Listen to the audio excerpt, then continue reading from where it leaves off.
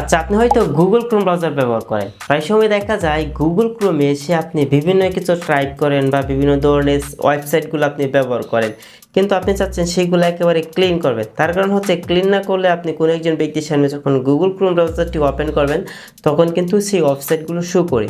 তো কীভাবে সেটাই কিন্তু ক্লিন করবেন চলেন দেখাই। আমি গুগল ক্রোম ব্রাউজারটি ওপেন করলাম, কর্নারের দিকে 3 ডট পেয়ে যাবো, আমরা এখানে ক্লিক করে দেবো। তারপর এখান থেকে হিস্টোরিতে ক্লিক করব।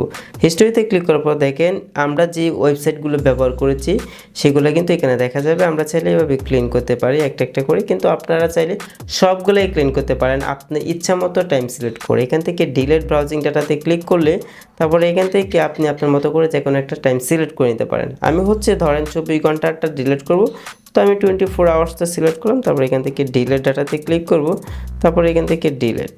ওকে, তো এইগুলো কিন্তু ডিলিট হয়ে গেছে।